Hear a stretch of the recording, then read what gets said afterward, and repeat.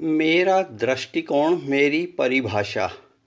शिक्षा और ज्ञान यानी सीखना और समझना। हिंदी का शब्दकोश अ से अनपढ़ या अ से अज्ञानी से आरंभ होकर अंतिम शब्द ज्ञ से ज्ञानी पर समाप्त होता है। अज्ञानी से ज्ञानी होने तक का सफ़र इंसान के जीवन में एक खाली कैनवास पर अपनी शख्सियत का चित्र बनाने का सफ़र है, या फिर इंसान का जीवन ऐसी कोरी किताब है जिसका हर पन्ना हमें हमारी आत्मकथा के रूप में हमारी शख्सियत का वर्णन करते हुए भरना होता है। या फिर अपने जीवन काल में इंसान एक जड़ पत्थर की तरह है जिसे खुद अपने हाथों एक मूर्ति में ढाल कर प्राण पूरने होते हैं। अपने कर्मों की शैनी हथौड़ी का सहारा लेकर हम ऐसा कर पाते हैं।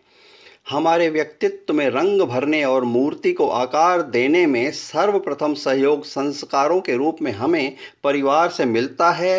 ये संस्कार ही नींव का काम करते हैं जो हमारे व्यक्तित्व की विकास यात्रा के वर्णन की किताब को पूर्ण करने में मील का पत्थर साबित होते हैं। एक युग था जब बालकों के सर्वांगीण विकास के लिए भारतीय संस्कृति में एक गुरुकुल प्रणाली थी, जिसके द्वारा संस्कारों और नैतिकताओं की शिक्षा को माध्यम बनाकर बालकों की क्षमताओं और योग्यताओं को निखार कर उन्हें सभ्यता और संस्कृति के पाठ पढ़ाते हुए मनुष्यता के सांचे में ढाला जाता था।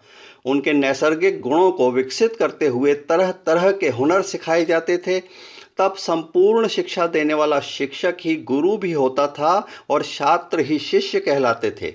सामान्यतः शिक्षा और ज्ञान समानार्थी लगते हैं, लेकिन दोनों शब्दों के भावार्थ में गहरा भेद है। इसी भेद को समझने के लिए आइए विश्लेषण करते हैं।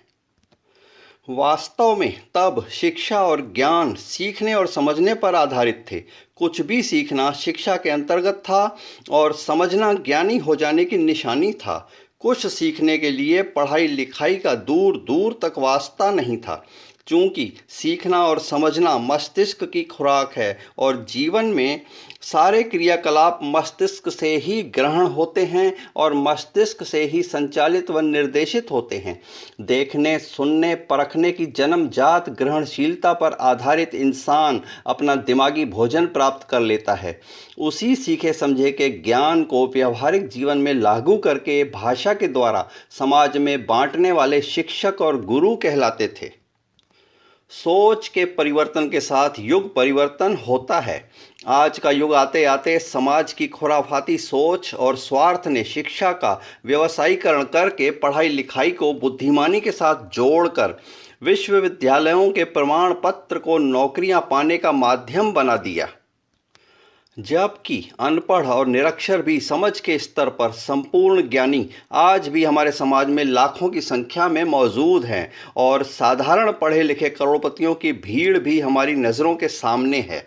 हकीकत में जीवन की सफलता को बहुत संकीर्ण सोच के दायरे में सीमित कर दिया गया है, जबकि दायरे को बड़ा करके हमें हमारे जन्म को सार्थक करने के प्रयास करते हुए अंतिम लक्ष्य सफल मानव जन्म का प्रमाण पत्र पाने का होना चाहिए।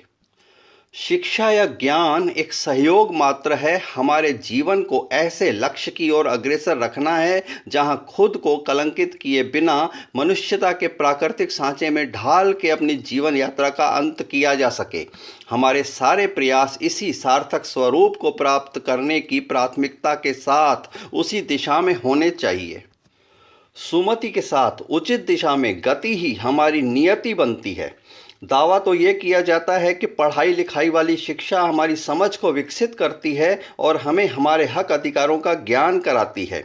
विद्या ददाति विनयम की सूक्ति के अनुसार शिक्षा हमें विनय और विवेक के गुण देती है, जबकि हकीकत से कोसों दूर इस मान्यता के विपरीत लाखों विद्या प्राप्त अहंकारी हमारे चारों ओर बिखरे पड़े हैं।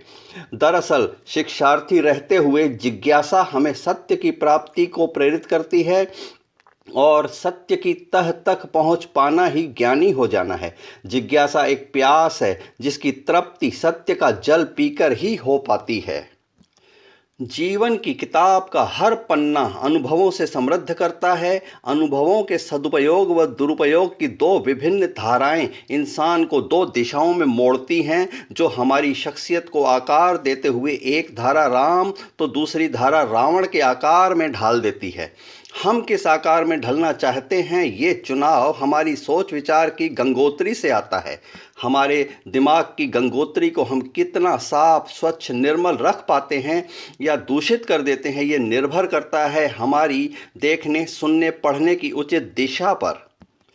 सीखना व समझना जीवन भर चलने वाली वो प्रक्रिया है जिसके उचित दिशा में प्रवाह से इंसान आजीवन सीखते व समझते हुए अपने जन्म को सार्थक कर सकता है। और ये सूत्र इस बात को समझने में निहित है कि शिक्षा केवल हक अधिकारों का ज्ञान कराती है, जबकि ईश्वरीय ज्ञान हमें ये सिखाता व समझाता है कि हक अधिकारों की प्राप्ति कर्तव्यों और उत्तरदायित्वों को निभाने में निहित है। सरल व सस्ता सा उदाहरण ये दिया जा सकता है कि एक संतान के हक व अधिकारों की सरलता से पूर्ति तभी हो पाती है जब माँ बाप अपनी संतान के प्रति कर्तव्यों व उत्तरदायित्वों का निर्वाह करते हैं। एक छात्र या शिष्य अपनी शिक्षा व ज्ञान की जिज्ञासा भरी भूख तभी शांत कर पाता है जब शिक्षक या गुरु अपनी श्रेष्ठ भूमिका के साथ न्याय करते हैं। नवजात शिशु के हक का दूध उसे तभी हासिल हो पाता है जब माँ अपने कर्तव्य का दूध शिशु को पिलाने की भूमिका समर्पण भाव से निभाती है। रसोई में एक गृहिणी के पाक कला में पारंगत होकर तरह तरह के व्यंजन स्वादिष्ट बनाने का हुनर पढ़ाई लिखाई से नहीं, सीखने समझने से आता है। 10 साल का बच्चा बिना कभी स्कूल गए पंचर बनाते बनाते 16 साल तक गाड़ी का इंजन खोल के सुधार देता है। ये हुनर सीखने समझने की देन है। बाग का माली पूरे बगीचे की सजावट सीखते समझते हुए ही करता है। सीखना ही शिक्षा है, समझना ही ज्ञान है। अंत में जो सार नहीं समझ पाया वो अ पर ही अड़ा हुआ अज्ञानी है, और जिसने भावार्थ समझ लिया वो ज्ञ पर पहुंचा हुआ ज्ञानी कहलाएगा।